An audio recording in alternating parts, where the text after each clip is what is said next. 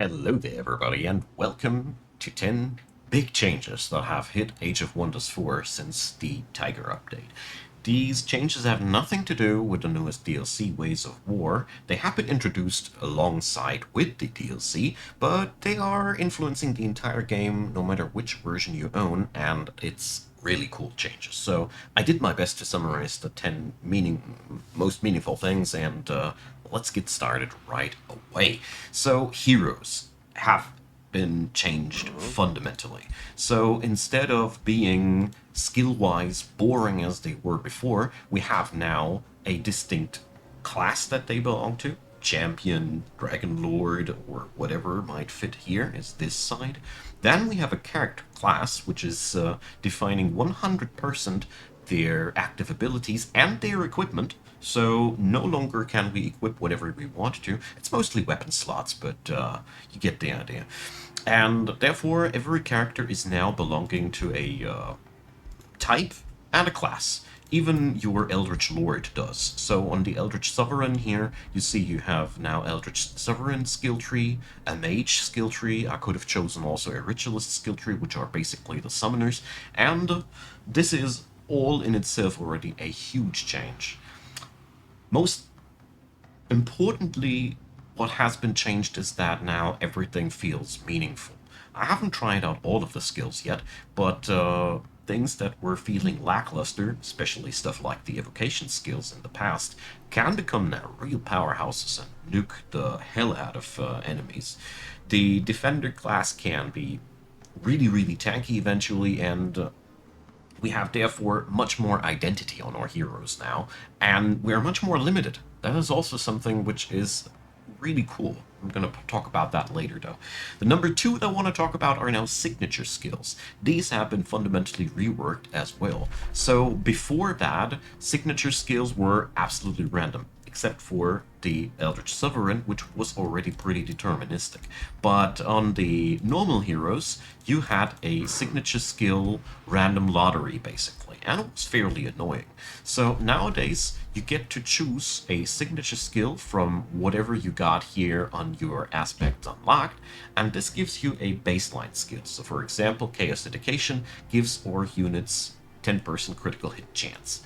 The mentioning that this effect stacks means we can select that several times, and it unlocks extra sight skills. So basically, we get now less insane skills than before, because I gotta say, the skills are not the same as they were before. The signature skills have been all over the board nerfed, I gotta say.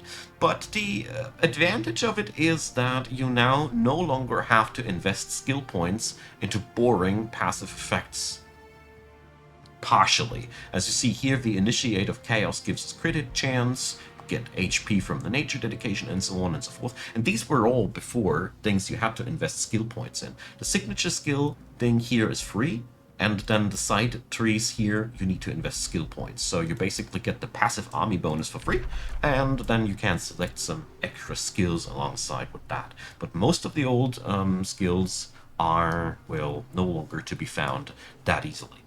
So number three, we have also a rework of the governors. So our heroes now have ambitions and a specialization on their governor personality. This means two things. First off, it changes how a governor influences the city. So for example, this gentleman here gives our city food. There's a specialization for every production type, as you might have already thought.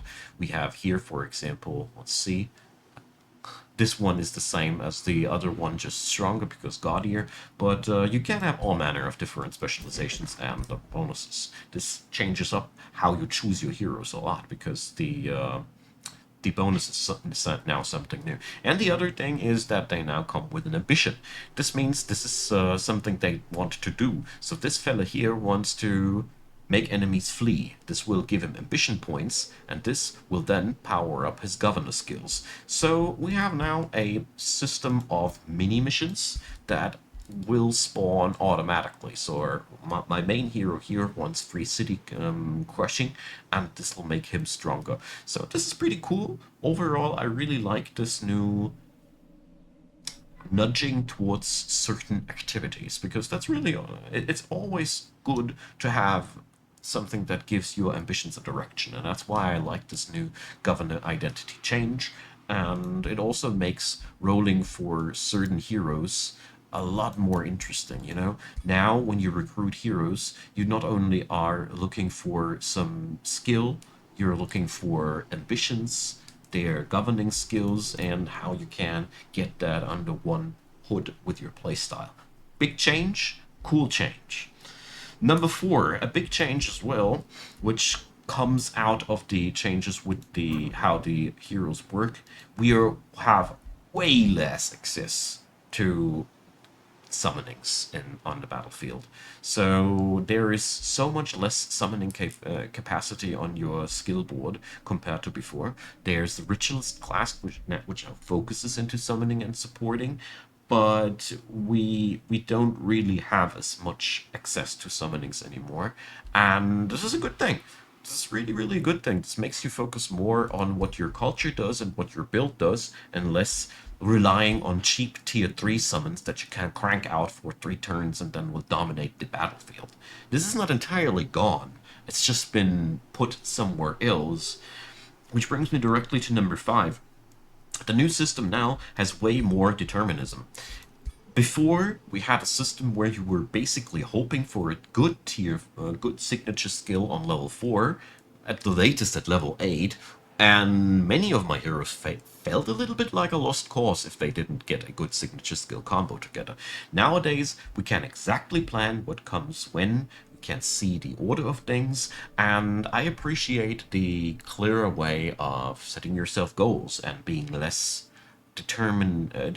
relying on RNG when we're building up our heroes. This makes it way easier to have a road plan for the heroes, and I like that. It's a really good and fundamental change in how we build heroes, and there's already enough RNG in the map encounters and the loot. This is all that this game takes. I really like that one. Which brings me directly to number 6. Items have become so much more important now. So items give you many things, but most importantly, there's bag items, which also give you access back to these summons, for example. So getting yourself hands on a early item foundry is now more appealing than ever. The item forge is now, I think, has been upgraded with the Tiger update massively, because many things that I enjoyed in the past are still available when we are making items. So this is cool. It's, again, more active gameplay and less powerful thing just falling into your lap and you just dominating the game with it. Now we have a little bit to work for it. It's a good thing. Number 7, we have also sort of a nerf to the evolving unit spam strategy. If you're not aware of it, I am going to tell you that you missed out something grandiose in the past. Jokes aside, it is still a viable strategy, but way less powerful than before. In the past, getting yourself units to evolve up into something more powerful was ridiculously easy, as every hero had super simple access to the ability to level up their units passively in their roster. Nowadays, for example, my Eldritch Sovereign has no access to this skill whatsoever, and you will need to rely on Mortal Champions to go for this experienced leader trait, which is again very early available, so I don't know if it's a straight up nerf or, well, it makes you more rely on mortal heroes if you want to go for the evolve strategy, which made the whole strategy more narrow, which is a good thing, because that means it makes it more easy to counter the strategy. The narrower a build, the more easy it is to counter it, and therefore, well, just keep in mind that you can't slap on the experienced leader trait on everybody anymore, especially the Dragon Lords and the Eldritch Sovereign, I think, have been hit hardest, because they were before capable of doing this whole Shepherd thing and their whole Dragon Eldritch Sovereign thing at the same time. Now we need real heroes to do this. It's a pretty good thing for me. And number 8, healing via heroes is now also way less available. In the past, it was absolutely easy to just slap on the restoration spell on each and every hero and have a status cleanser and a regeneration and a healing spell all in one if push comes to shove. This was really good. Nowadays, we don't have that anymore. Our own character, the only character class that has this is the Ritualist. They still retained the restoration ability, and it has become upgradable, just like any other ability has become upgradable. But altogether, hero healing has become nerfed massively. We also don't have easy access to mass rejuvenation via the signature skill tree anymore. So damage means more now than before. It's harder to just heal up by hero skills than before, and overall, this is a good thing, because it was way too easy in the past. So, number 9 that I want to talk about, altogether, this made heroes a lot stronger than before. You know, we have not only now a stronger motivation to give those heroes big items and such, but we also get a bigger payoff. All these new skills are all of the old stuff that we already had, plus new things that we don't have or haven't had before. So the Ranger class has a couple of cool shot abilities that you can then modify. The Mage has cool modifications that weren't a thing before. Overall, the update has made the heroes more powerful, and you have more different ways to skill a hero and specialize them, which is altogether really cool, which makes heroes again a lot stronger, like I said, and I think this is a positive change, although I'm afraid about power creep on heroes again. But whatever it might be, I think this is overall a change to the positive. And last but not least, number 10, what I personally also want to point out, what really bothers me, and I really hope that this doesn't stay like that, there's no more hero skills that we can learn via tomes. Ever since the Tiger update, this area here looks terribly empty, and I hope this gets changed. So you gotta address, though, at the same time, that your hero building is no longer influenced by tome selections anymore. That is also a thing. I kind of hope that we get these back, sort of. I mean, a lot of these are back in the signature skill tree. Most of these things that were originally found here are now found in the signature skill tree, but I felt like it kind of downgraded the tomes all over the board, in my personal impression, which is not overall a terrible thing, because it's more of a power shift. Basically, a little bit of the power was taken out of the tomes and put into the heroes permanently this way. But, well, I don't like that one. I've pondered about it a lot, and I feel like there's now something missing about the tomes. I don't know, maybe something gets changed. For sure something gets changed one day.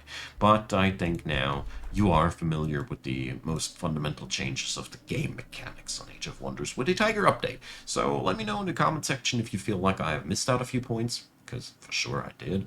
It's human nature, 10 things are rarely all of the things, but that being said, I did my best.